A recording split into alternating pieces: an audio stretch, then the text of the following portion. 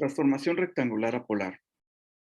A partir de la nomenclatura rectangular o cartesiana, es decir, la magnitud de cada uno de los componentes del eje en el eje X y Y de un vector, se requiere transformarlo a la expresión polar, es decir, su magnitud y su dirección. Para tal efecto tenemos 5 vectores diferentes, cada uno de ellos con su propio valor hacia los ejes X y Y. El primer paso consiste en ubicar cada uno de ellos en un plano cartesiano para poder identificar en qué cuadrante se encuentran y también en qué eje se encuentran. Vamos a considerar los signos de las componentes X y Y para poder encontrar esto. Es decir, si el componente X del vector y el componente Y son positivos, ese vector se encontrará en el primer cuadrante. Si el componente X es negativo y el componente Y positivo, se encontrará en el segundo cuadrante. Si ambos componentes son negativos, estará en el tercero. Y si el componente X es positivo y el Y negativo, estará en el cuarto cuadrante. Estos vectores se verían de la siguiente manera ya ubicados en el plano cartesiano. El siguiente paso consiste en formar un triángulo rectángulo para poder identificar cuál ángulo estaríamos calculando en la expresión polar y también el valor de la hipotenusa, que sería la magnitud, también en esa expresión polar. En el caso del vector A, tenemos que el triángulo rectángulo se puede cerrar de la siguiente manera, como se muestra en la figura. Para poder encontrar la magnitud, utilizamos el teorema de Pitágoras. Elevamos el componente x al cuadrado y el componente y al cuadrado y lo sumamos y obtenemos la raíz. En este caso nos daría 6.4. Nos damos cuenta que el ángulo está medido entre el eje x positivo y el vector. Lo podemos calcular por medio de la tangente inversa, que sería cateto opuesto entre adyacente, tangente inversa. En este caso utilizamos los valores absolutos, sería 4 del componente y entre 5 del componente x. Tangente inversa de eso nos da 38.6 grados. Ese ángulo puede ser utilizado para describir la nomenclatura con referencias cardinales. Sería el vector en su forma polar, sería de 6.4 metros, 38.6 grados al sur del este. También para el ángulo absoluto, pues podemos considerar que ese vector sería los 360 del valor absoluto, le vamos a retirar los 38.6, que es el ángulo entre el eje X y el sitio donde se encuentra el vector. Recuerden que para los valores absolutos estamos utilizando el desplazamiento, la medición de los ángulos en dirección contraria a las manecillas del reloj. También se pudiera utilizar el ángulo 38.6 como un ángulo negativo, porque sería precisamente entre el eje X positivo en dirección a favor de las manecillas del reloj hasta donde se encuentra el vector.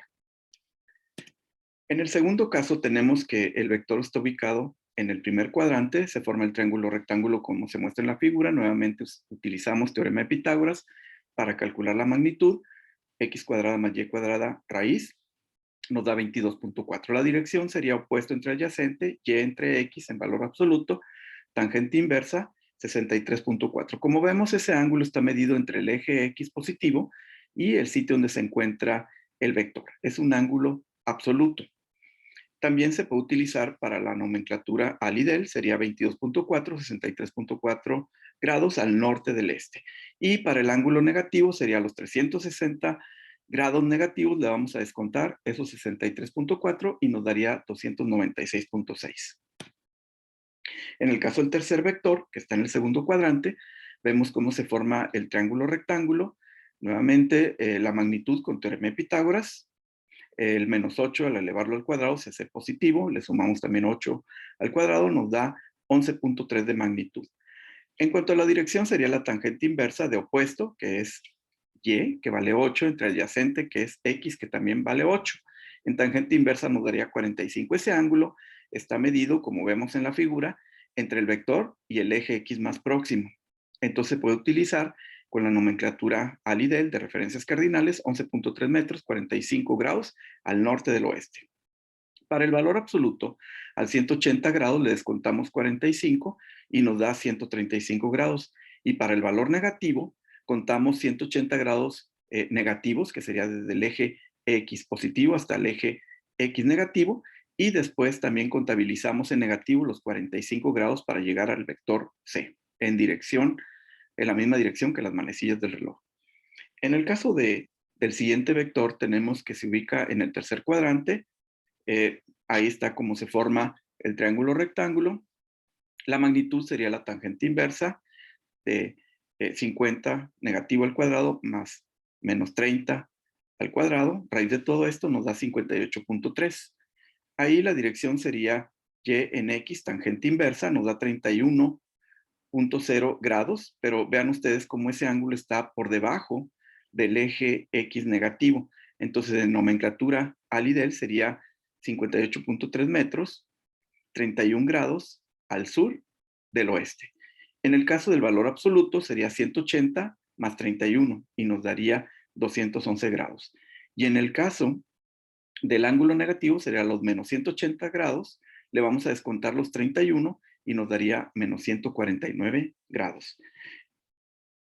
Por último tenemos el vector E, que está completamente dirigido hacia el eje X positivo. Aquí si le aplicamos el teorema de Pitágoras realmente no lo podemos hacer porque no hay dos catetos, solamente es una línea y tampoco la tangente inversa. Se puso ahí nada más con fines descriptivos.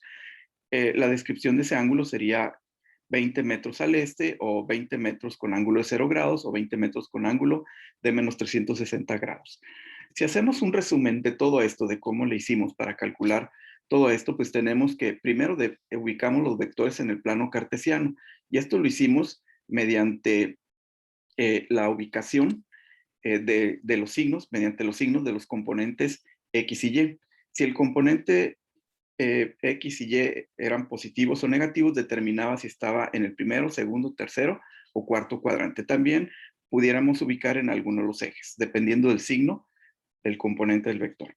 Después formamos el triángulo del rectángulo, aplicamos teorema de Pitágoras para la magnitud, usamos la tangente inversa para el ángulo, y el ángulo anterior, si se fijan ustedes, en todos los casos se ubicó entre el vector y el eje X más próximo. Y de ahí lo podemos utilizar para poder definir el sistema absoluto o el sistema negativo de nomenclatura.